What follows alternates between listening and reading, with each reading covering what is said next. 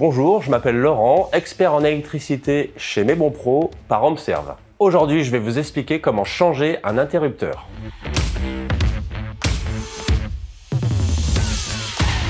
Comptez plus ou moins 30 minutes en fonction des difficultés que vous allez rencontrer. Voici la liste des outils dont vous aurez besoin.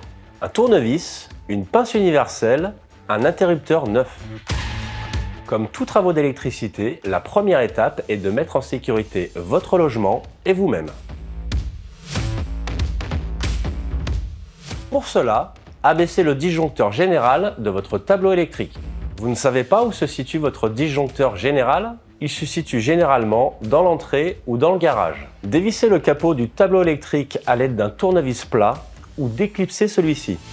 Il y a deux options, couper le compteur général ou couper seulement la ligne électrique sur laquelle vous allez intervenir. Seulement et seulement si vous connaissez le disjoncteur concerné.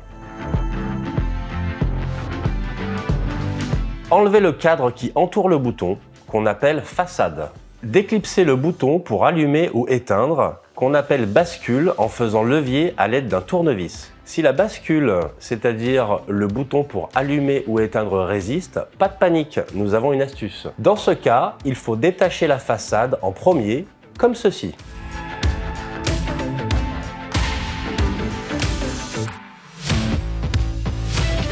Si vous remarquez qu'ils sont en mauvais état, il faudra les dénuder avant d'installer un nouvel interrupteur. Munissez-vous de votre pince à dénuder, puis réglez-la, c'est-à-dire rapprochez ou éloignez les entailles de la pince. Tenez fermement le câble d'une main et tirez la pince de l'autre main.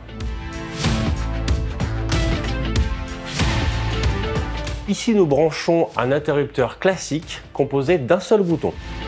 Le branchement est donc composé de deux fils qui se fixent ou se clipsent en fonction de la nature de votre interrupteur.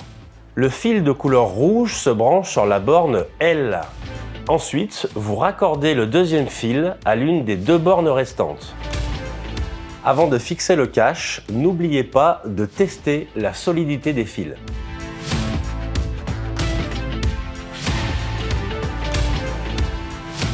Positionnez l'interrupteur dans son boîtier et serrez les vis.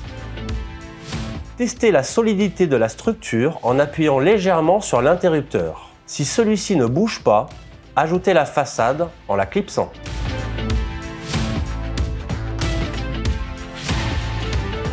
Relevez le disjoncteur dans votre tableau électrique et appuyez sur votre interrupteur. Tout s'allume, bravo, mission accomplie. Votre interrupteur est réparé.